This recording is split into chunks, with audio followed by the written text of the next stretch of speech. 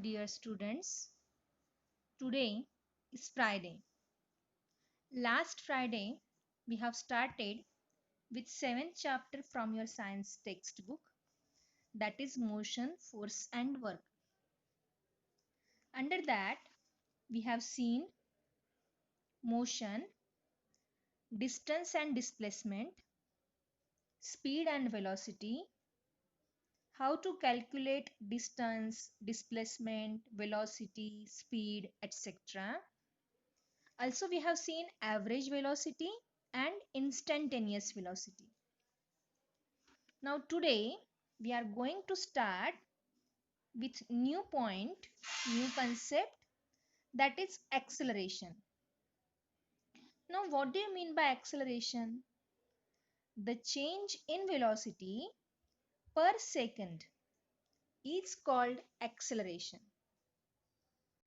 हे बघा विद्यार्थी मित्रांनो, आपण जेव्हा एका ठिकाणाहून दुसऱ्या ठिकाणी जातो, आपण एखाद्या गाडीत असू किंवा पायी चालत असू, तेव्हा ते पूर्ण अंतर कापण्यासाठी सतत आपली गती ही सारखी नसते, ती कायम बदलत असते.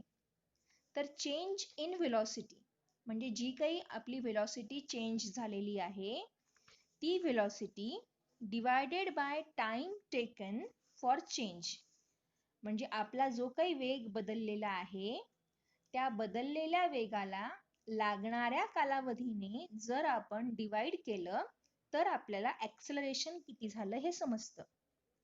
तुम्ही ॲक्सेलरेटर हा शब्द खूप वेळेस ऐकला असेल.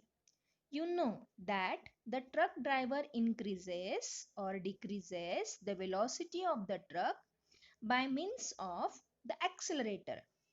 तो ॲक्सेलरेटर म्हणजेच ॲक्सेलरेशन करण्याचं साधन आहे. जर गाडीची स्पीड कमी किंवा जास्त करायची असेल तर ॲक्सेलरेटरचा वापर करतात. You might have seen a toy car that runs on a clockwork spring. तुम्ही सगळ्यांनी स्प्रिंग असलेली खेळण्यातली गाडी बघितली असेल. तिची चावी जर आपण फिरवली तर ती सपाट जमिनीवर सोडून दिली असता सरळ जाते. पण जर आपण तिला एका बाजूने धक्का दिला तर ती दिशा बदलून पुन्हा पुढे जाते.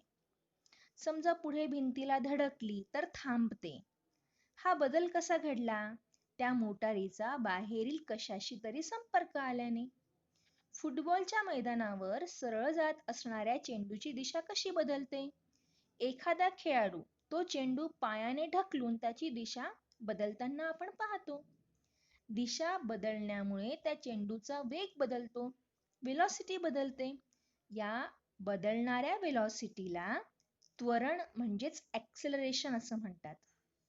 Acceleration is interaction that brings due to the force acting on a body. Okay विद्यार्थी मित्रांनो, आता तुम्हाला तुमच्या स्क्रीनवर 2 चित्र दिसतात, बरोबर आहे? आणि हेडिंग दिलेलं आहे फोर्स अँड ॲक्सेलरेशन. यात आपल्याला काय शिकायचंय बघा. Take a glass marble and let it roll on a big smooth table top. तुम्ही खेळण्यातली गोटी पाहिलेली आहे ना, मार्बलची, ती एका गुळगुळीत पृष्ठभाग असलेल्या टेबलवर सोडून द्या रोल करण्यासाठी. After some time its velocity will decrease and it will stop. थोड्या वेळाने त्याचा वेग कमी होईल आणि ती थांबेल. तसंच दुसरं जे चित्र आहे ते कॅरम बोर्डचे. On a carrom board too, the carom coin pushed by a striker will move forward some distance and then come to stop.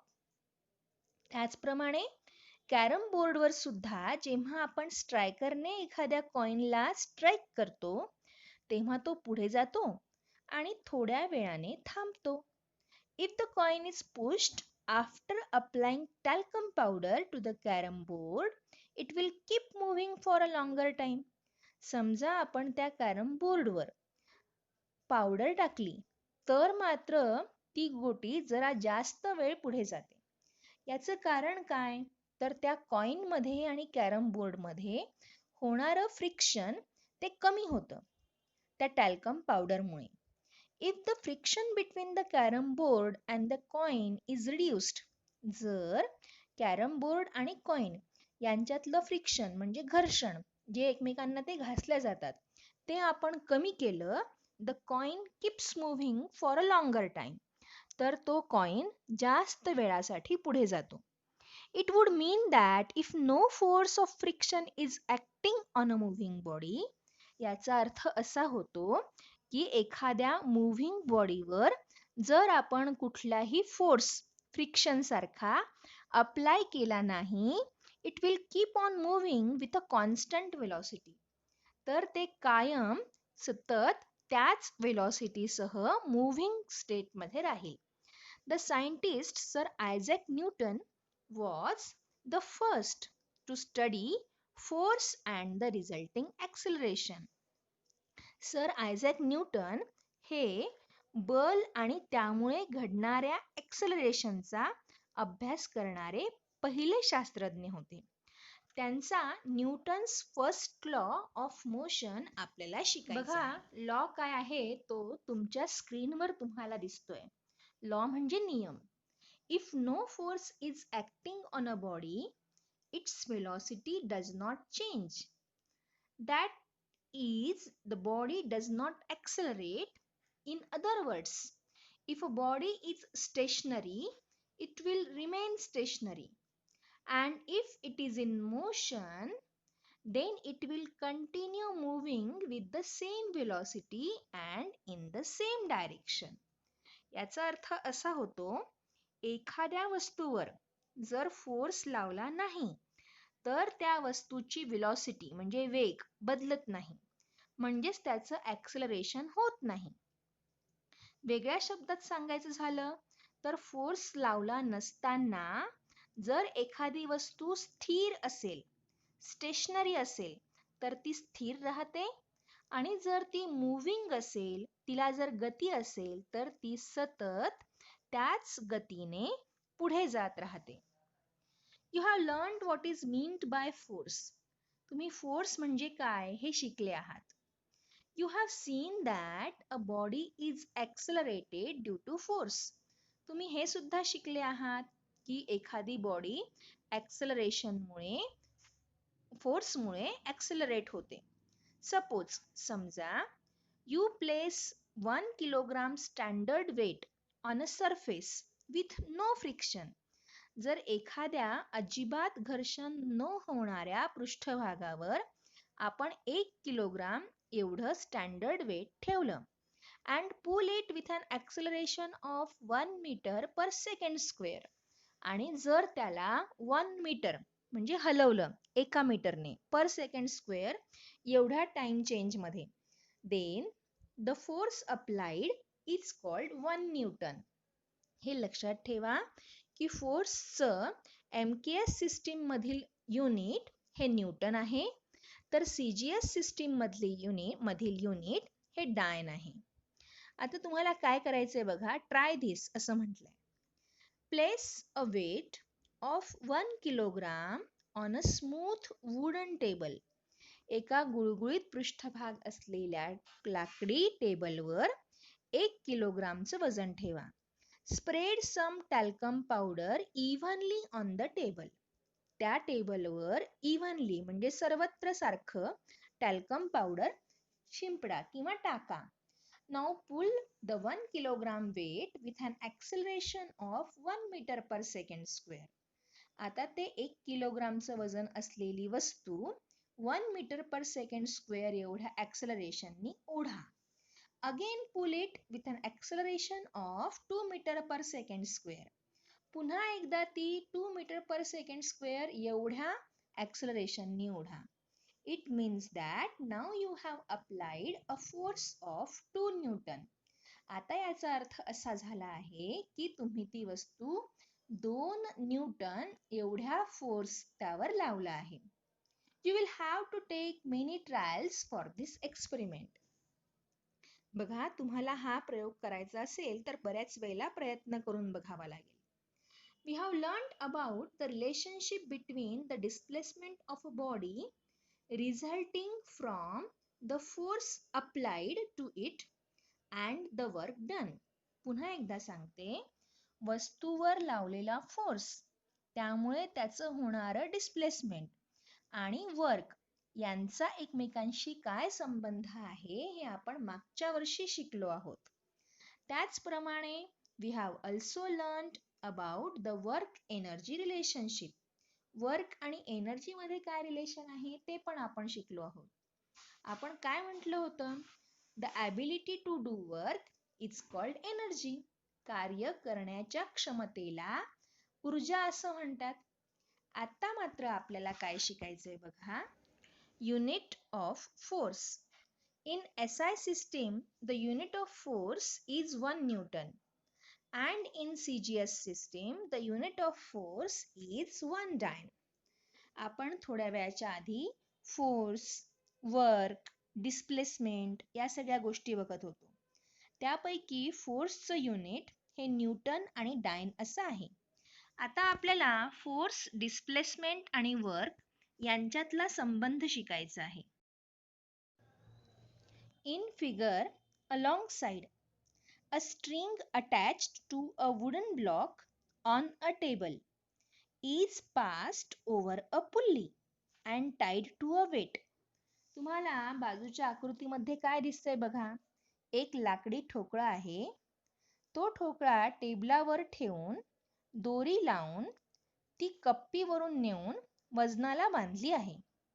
पुरेसं वजन लावले असता तो ठोकळा पुढे सरकताना आपल्याला दिसेल. On applying a sufficient weight, the block will be seen to move. Which force is being applied here? इथे कोणत्या प्रकारचा फोर्स आपण लावतोय? How can this force be increased? याला आपण कसं वाढवू शकू? What will happen on applying more force? जर आपण जास्त फोर्स लावला तर काय होईल? When can we see that work is done by the applied force?